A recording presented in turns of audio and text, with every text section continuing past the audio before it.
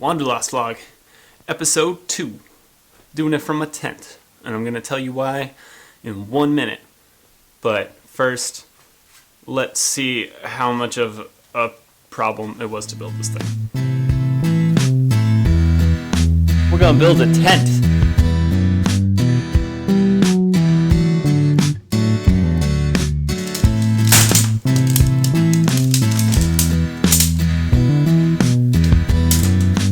Just wave them around long enough, they make a pole eventually, somehow.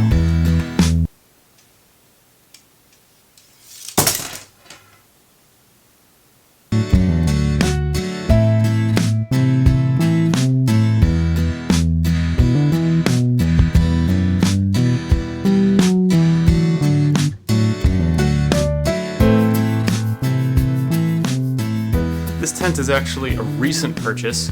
Got it with some gift cards I received for my birthday from some wonderful people. And I kind of just wanted to set it up and see what it looked like, because I'm sure in future episodes, hopefully, we'll be doing some traveling, maybe some exploring of the wilderness, and we're definitely going to be putting this tent to good use. Right now I have my dog checking it out for me, making sure it's safe, making sure, it's well built, structurally sound. You want your toy, buddy? Want your toy? Oh! He loves that squirrel. But before we take things inside the tent, let me give you guys a brief little update on where we are with the documentary series. So this first episode, we're concentrating on eating locally. Recently, my cameraman and we took a little tour of the Melrose Farmers Market over in Melrose, Massachusetts, which was really great. We talked to some really cool people. A person that we talked to was this woman who, it's just her and her fiance. They run a maple farm up in Cabot, Vermont, and they were selling some really, really, really awesome maple syrups. And they actually invited us to come back to their maple farm at Cabot and get a tour and hear more of their story. Again, they're super young, and it's just the two of them.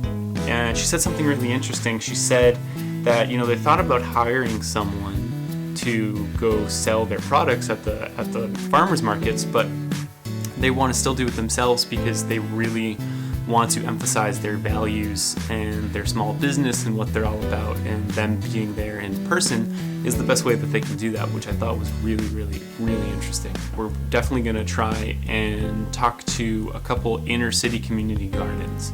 I don't know. What do you guys think? Maybe there's some better ideas.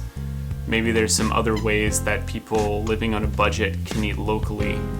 I'm not really sure. I don't have all the answers, but I think at least a community garden, especially in very urban areas, it gives people a sense of place and a sense of belonging, that they can still have some piece of green space and land to themselves, and they can cultivate food themselves, even if they're poor, even if they're low income. And I think that's really important. But I don't know, you guys, shoot me some ideas, right in the comments, ways that you think people living on a budget can still manage to eat locally, or still manage to feel connected to the land. Like, what are things that you guys do? I know for me, I don't just eat locally, but I like to go on hikes. I like to run in the woods. I like to explore nature. I like to get connected to the environment on that level. And I'm sure everyone has something little that they do. I know I have a small basil plant on my back porch, or some people have a tomato vine in their backyard, or something very small. Yo, dude. It's your turn. It's your turn, man. Hey, it's your turn. What are you doing? What, you fold? He's folding. He's folding, everyone. He's folding. Fine, whatever, man. I don't even care.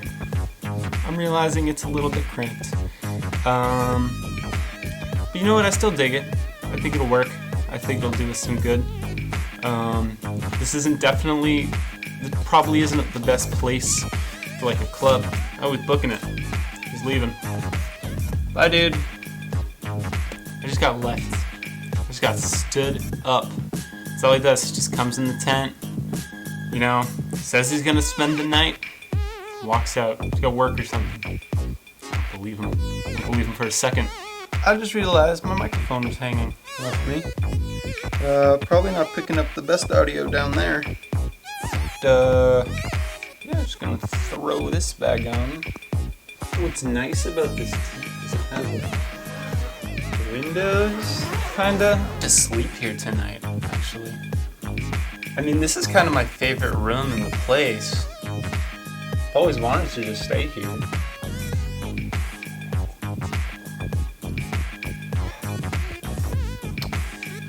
Alright, I guess we can keep going. You guys think this shirt makes me look like a pirate? I think it makes me look a little piratey. Maybe if someone from Captain Hook's ship got fired and then started working at Urban Outfitters. Or something like that. That's kind of how I feel. Pick any card you want. I guarantee you there is no LCD screen attached to my camera faced in my direction right now. Okay, here we go.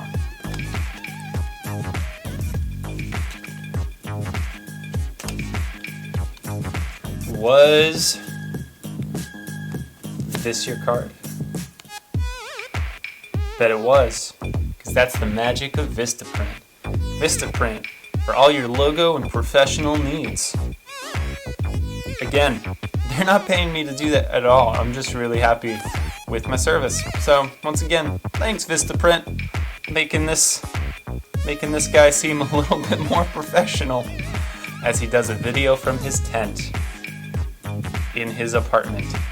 And with that, I think we're gonna end episode 2.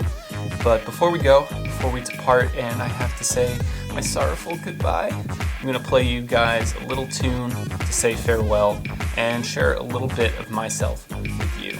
Hope you enjoy it.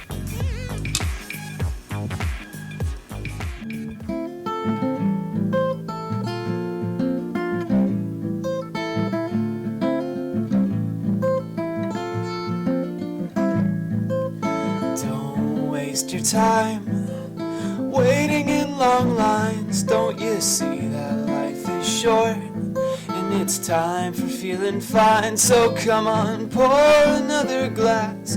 None for me, I think I'll pass, 'cause I've had too much to drink and the feeling just don't last, it just don't last.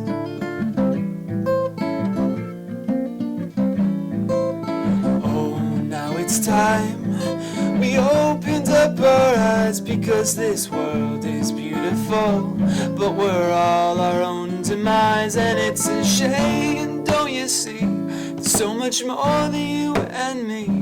It's a big wide universe, but we're just, oh yeah, we're just